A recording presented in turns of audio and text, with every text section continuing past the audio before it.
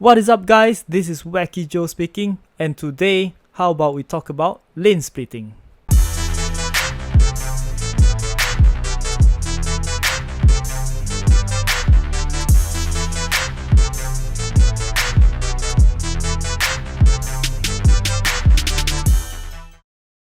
Alright guys, pardon me for using my Sena 10C Pro's recording today for my video and not my GoPro.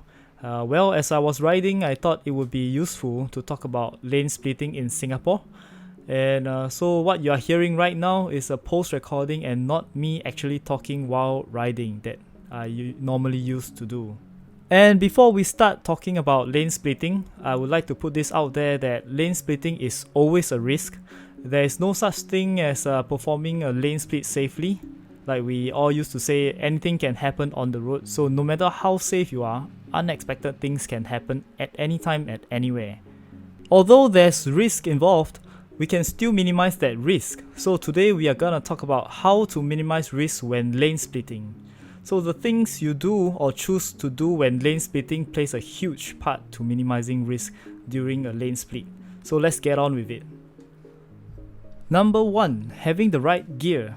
Having the right gear, I'm not talking about having elbow pads, shoulder pad, chest pad, like a full armor going on around your body. Those will protect you from a fall if you were to come into an accident during the lane split.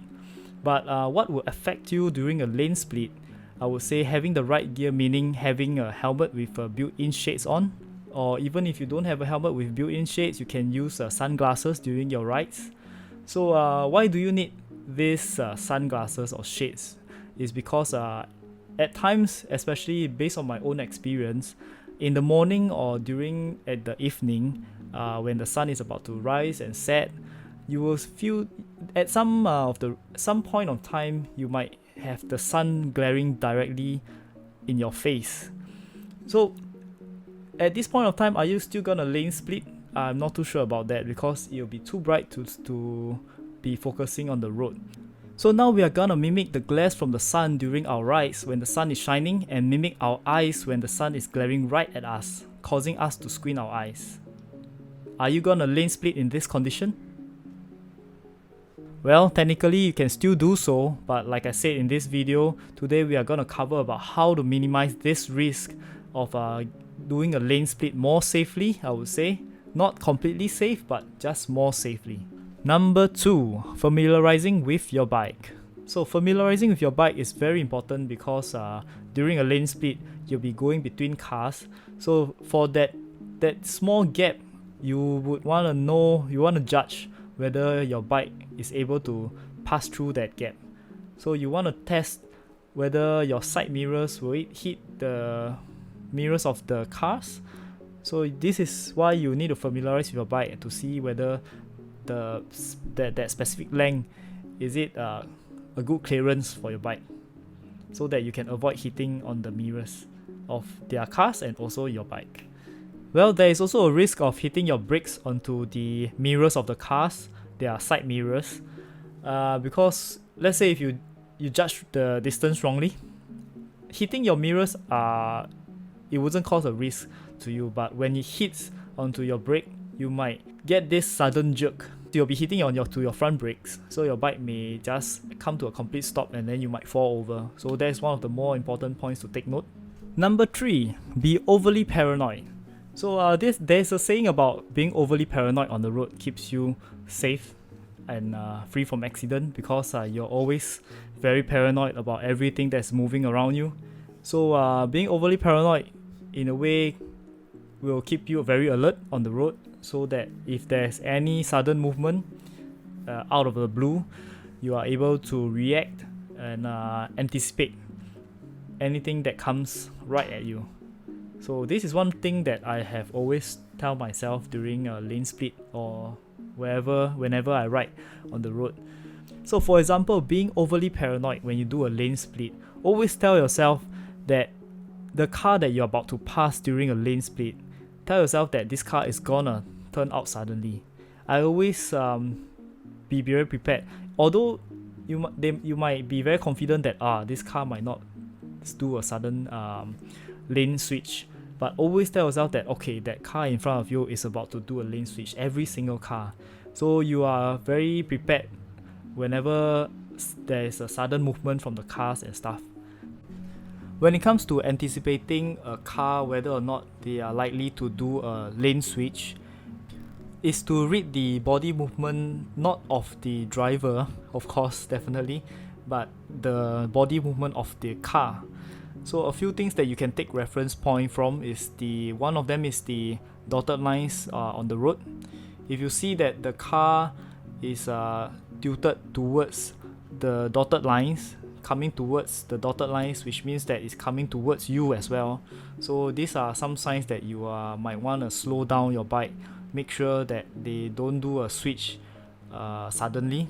So once you confirm that they are not doing anything funny, then you can proceed to lane split past the car. Well, another thing that riders usually take note of is the wheels of the cars. So if you see that wheel is slightly tilted out or tilted towards you, which means that the car is likely to turn, then that's where you need to take note. And also, if you were to see a car in front of you swaying from left to right very frequently, and I don't think you are gonna lane split past that car.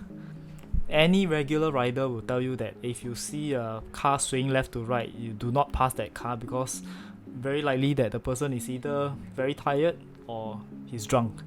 So there is always that risk to pass that particular car. So do not follow too closely or overtake very close to that car. Number 4, never tailgate the bike in front of you. Number 5, never speed during a lane split. So I guess these 2 points are self-explanatory. It's quite straightforward. If you tailgate the bike in front of you, or anyway, tailgating means that you are kissing the ass of the other bike in front. Whenever they jam on the brakes, or if there's anything were to happen, or maybe the bike in front of you got into an accident, you'll be next.